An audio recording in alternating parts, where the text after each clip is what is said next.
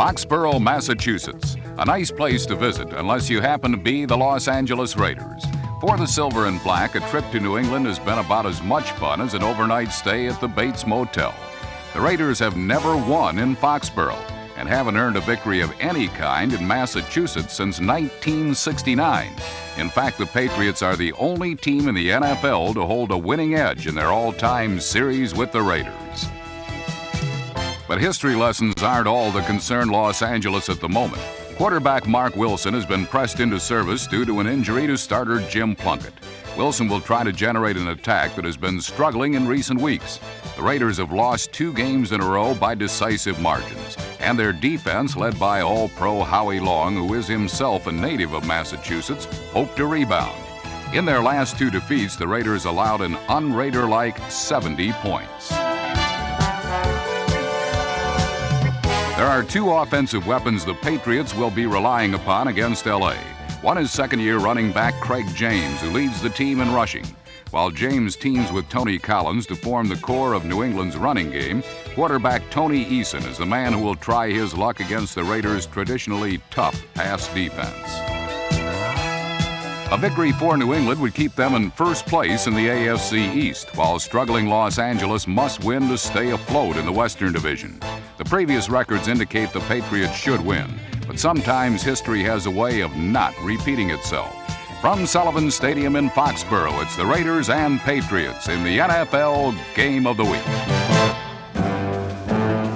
On the Raiders' first play from scrimmage, the Patriots seemed determined to keep their Foxborough hex intact.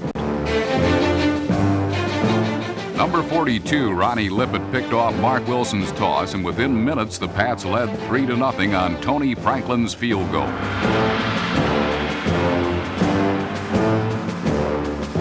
Things didn't get much better for the Raiders when they tried their running game. Ranked next to last in conference rushing, L.A. did little to improve those numbers in the early going.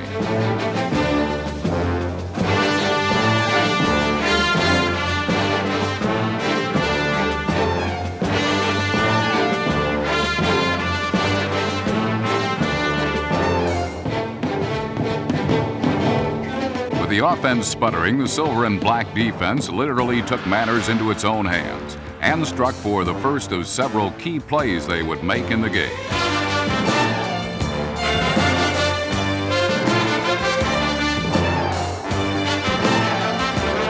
Number 37, cornerback Lester Hayes, picked up his 4th career interception return for a touchdown, and the Raiders led 7-3. Then their run defense tightened up as defensive end Howie Long, number 75, put the clamps on the Patriots' Tony Collins.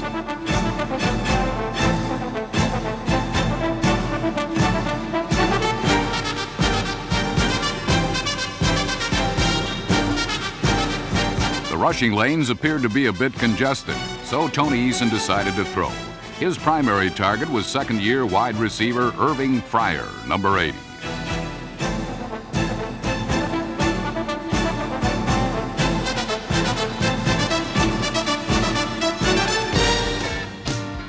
First, Fryer beat the Raiders short. Then he turned on the Jets and flew right by everyone as New England quickly regained their lost lead.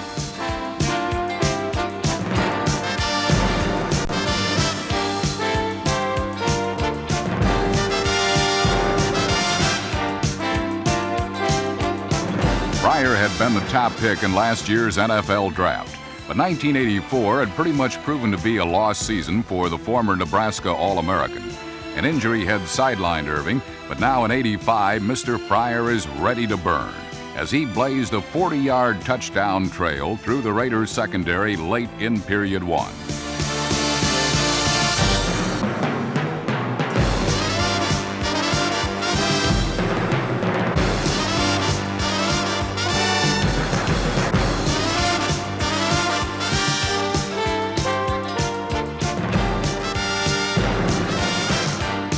Fryer's feet earned him a hearty hand and a handshake or two from the Foxborough faithful who have been waiting a long time to cheer the speedy receiver.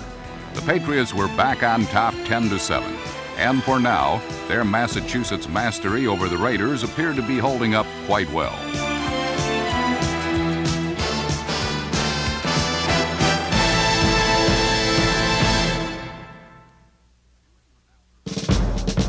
New England had proven they could throw deep, and now the Raiders were anxious to show they could wing it themselves.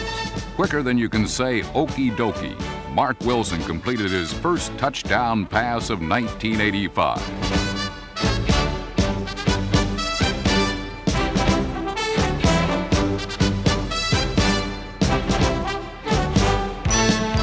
A wide-open Dokie Williams, number 85, was on the receiving end of the 38-yard bomb. And as the first period concluded, L.A. was back on top, 14-10. Williams entered this season with a lifetime average of better than 21 yards per catch. He is clearly the heir apparent to Raider great Cliff Branch, the deep threat that the silver and black always seem to possess. Throwing the ball seemed to be what was working for both clubs. So Tony Eason continued to toss, firing 3 straight completions on the next drive that put the Patriots deep in Raider territory.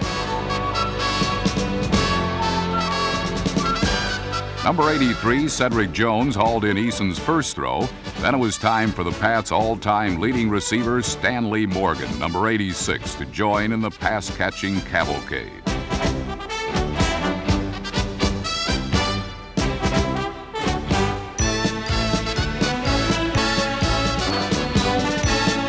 The longest gain of the march came when running back Tony Collins ran a circle pattern that easily beat coverage and picked up 36 yards.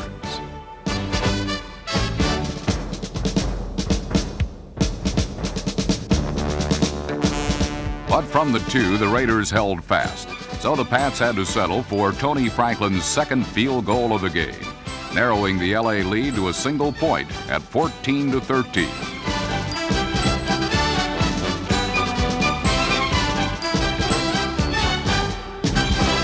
Then matters only got worse for the Raiders as number 77 defensive end Kenneth Sims dropped Wilson for a loss. Soon after, the Raiders' special team simply dropped the ball, a miscue that would cost them dearly.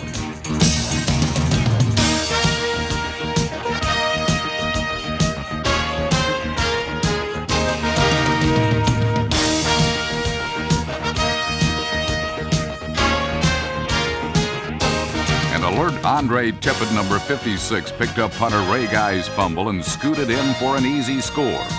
The Raiders had to be talking to themselves after a play like this. Maybe there was something to the Patriot jinx after all. Despite several big plays, L.A. trailed by 6, a margin that would be sustained at halftime.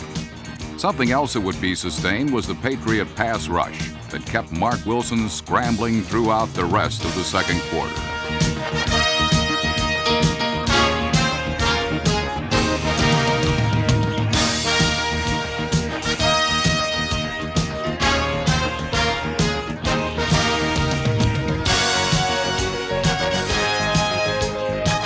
Wilson actually did a pretty good job of keeping damage to a minimum as he picked up some yardage on foot, but gained more when he scurried to safety, then launched passes to the league's leading receiver, tight end Todd Christensen, number 46.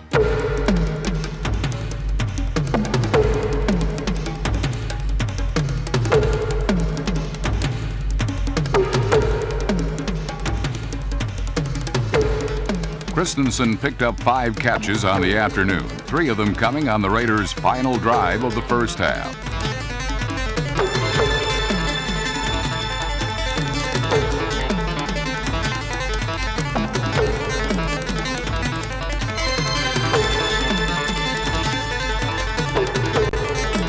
LA appeared to be very close to a go-ahead score, or at least a field goal, when Wilson spotted Dokie Williams for a sizable gain. But a holding penalty wiped Williams' catch off the books, and from there the Raiders were unable to threaten again.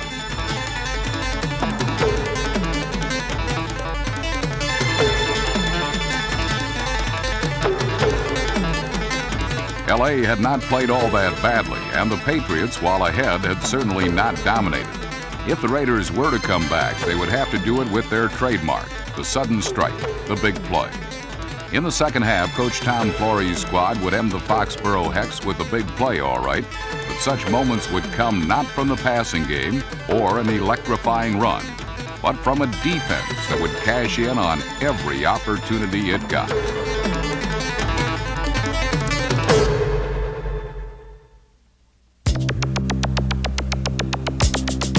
Trailing 20-14 at the half, the Raiders' defense took control of the game effectively and decisively in the final 30 minutes. Howie Long, Lyle Alzado, and friends stamped out New England's offense completely. It must have seemed to the Patriots that there were Raider defenders everywhere, and for most of the second half, there were.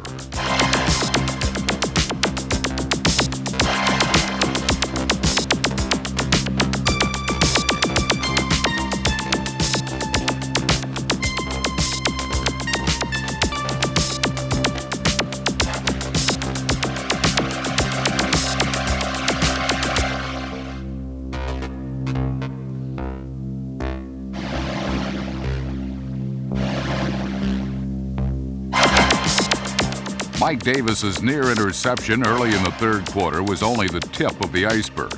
A Raider defensive avalanche would soon follow.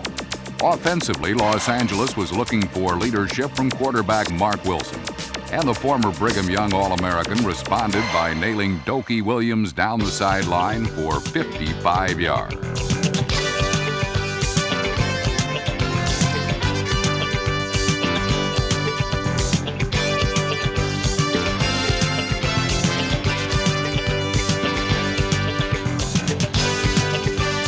But misfortune soon struck Wilson. With 4 minutes gone in the second half, Wilson injured his ankle escaping from the Patriots' rush, and he was forced to leave the game. It was a tough pill to swallow for the Raiders' quarterback, making his first start of the season in place of an already injured Jim Plunkett.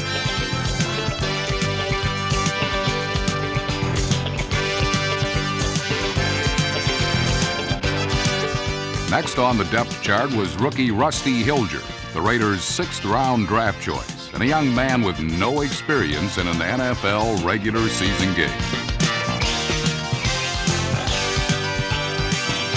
But on this beautiful fall day in New England, it wouldn't matter who was quarterbacking the Raiders. This was a day for defense, and the Warriors in silver and black not only shut down the Patriots, they also put points on the board.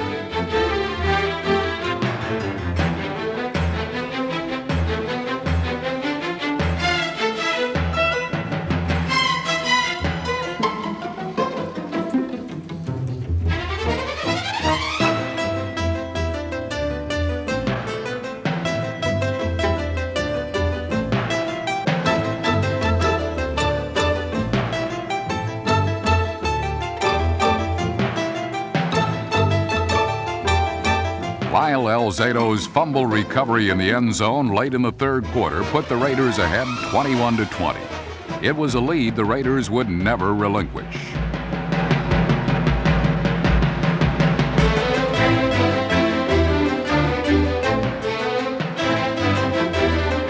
It was the second touchdown of the game for the Raiders defense, a unit that had been burned rather easily a week earlier by the world champion 49ers. But this was another day, and Raider pride and poise had resurfaced in a big way. With more than a quarter left to play in Foxborough, the defense was not finished yet. History may not have been on the side of the Raiders, but there's nothing like the present to make one forget the past, particularly when the present is a time for celebration.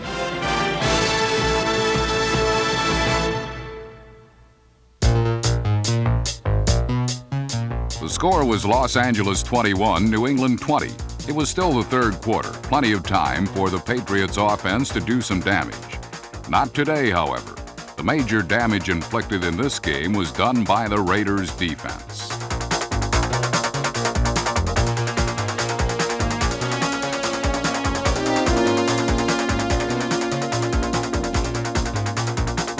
No Patriot was safe from the wrath of Howie Long, Rod Martin, Lester Hayes, Brad Van Pelt, and the others who totally and efficiently manhandled all attempts by New England to move the ball.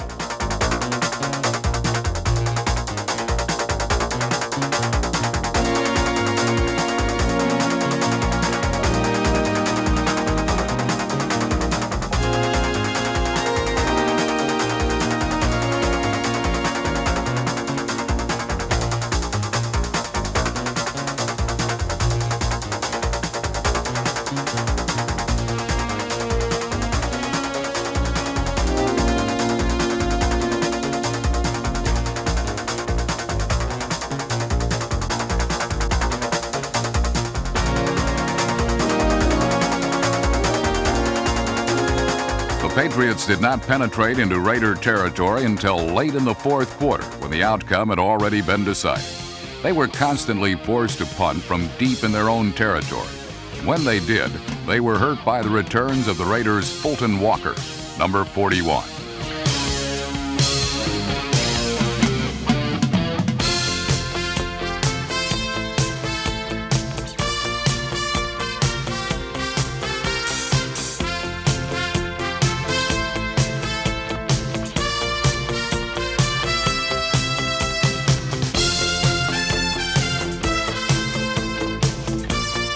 Walker's 23-yard return of a Patriots punt from their own end zone gave Los Angeles outstanding field position at the New England 23-yard line.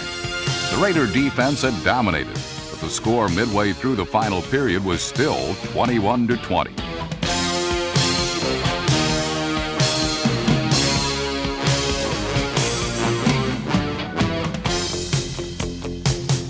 Rusty Hilger and the offense needed to get something on the board. The rookie no doubt had the jitters. His first 6 passes were incomplete.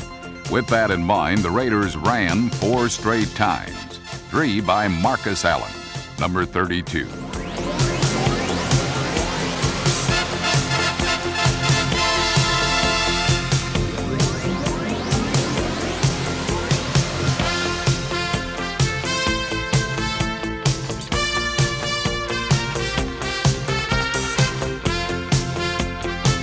From the New England 2, Hilger completed his only pass of the game, a pretty rollout toss to tight end Todd Christensen.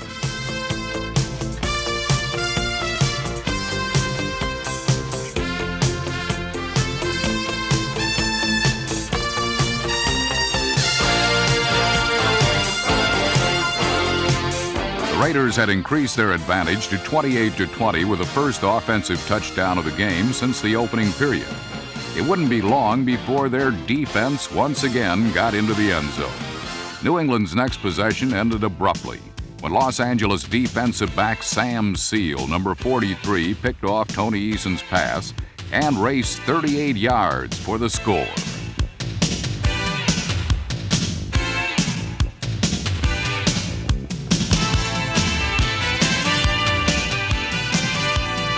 Seal's touchdown was the 3rd defensive score of the game for the men in silver and black, and it effectively ended the competitive phase of this contest, even though more than 5 minutes remained to be played.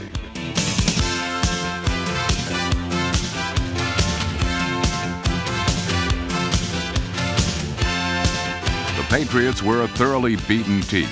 A game they seemed to be in control of at the end of the first half had completely been taken away from them by an overwhelming Raiders defense. Just for good measure, the defense forced one more turnover, an interception by linebacker Jeff Barnes, number 56.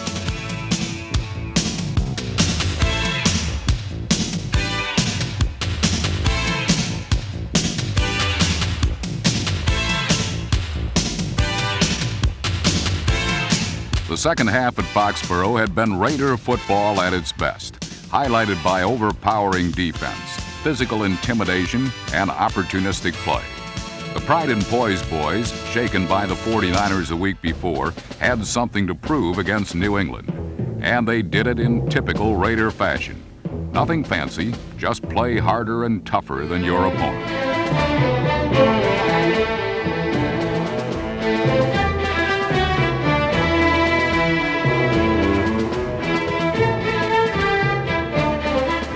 This was an important victory for Tom Flory's team.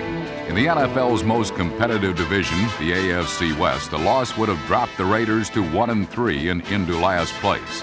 Now with this victory over New England, they evened their record at 2-2, just a game behind the surprising Kansas City Chiefs. A showdown with Kansas City is next, and you can bet the Raiders have not forgotten the pounding the Chiefs gave them a few short weeks ago.